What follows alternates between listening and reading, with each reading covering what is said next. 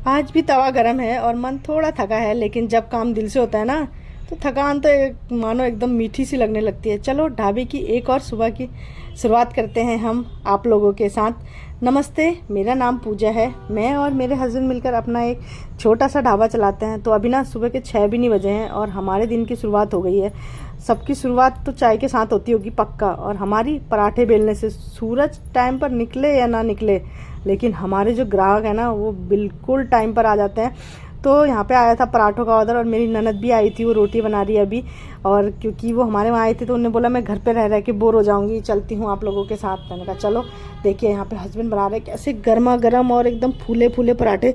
किस किस के मुंह में पानी आ रहा है कमेंट करके बताना मुझे। मेरे तो आ रहा है। तो लग रहा है ना एकदम भटूरे की तरह। सुबह की शुरुआत ऐसे गर्मा गर्म पराठों के साथ हो तो ओहो मज़ा ही आ जाए।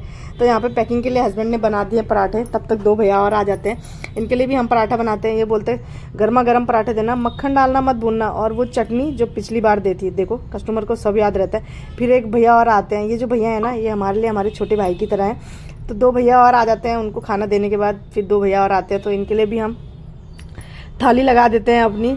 अब हाँ ना, ऐसा लगता है कि हम सिर्फ पराठे नहीं बनाते, खाना नहीं बनाते, हम हर दिन एक नई कहानी सुनते हैं और सुनाते हैं। देखिए बाहर हो रहा है बिल्कुल बारिश का मौसम ये हो रहा है, लेकिन आएगी कि नहीं आएगी ये पता नहीं है, क्योंकि यहाँ पे इतनी गर्मी है, बारिश तो होने का नाम ही नहीं ले रही है। क्या आप लोगों के वहाँ भी ऐसा हो रहा है? और कौन कौन है गर्मी से परेशान कमेंट करके बताना।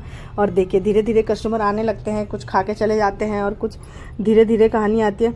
सुबह जब हम उठते हैं ना तो नींद हमारी आधी अधूरी खुलती है, आंखें मीनते मीनते उठते हैं। लेकिन जब अपने सपने के लिए जियो ना और अपने सपने के लिए उठो तो हमें किसी भी अलार्म की ज़रूरत नहीं पड़ती है। चाहे वो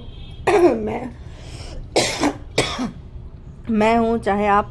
तो गले में भी थोड़ी खराश सी हो रही है क्योंकि खांसी हो रही है। तो ये बैठे होते हैं भैया लोग, इनको भी हम फटाफट से थाली लगाने लग जाते हैं। हमारे यहाँ ना काम की शुरुआत चाय से नहीं होती है जैसे आप लोगों की होती है। हमारी सिर्फ 2-4 आवाज़ें हैं जो वही हमारे ढाबे में गूंजती रहती है। गैस चालू हुई, तवा गरम है, आटा कहाँ रखा है। फिर मेरे हस्बैंड मेरे पे चिल्लाते हैं और बोलते हैं इसे तो रोज़ बताना पड़ता है।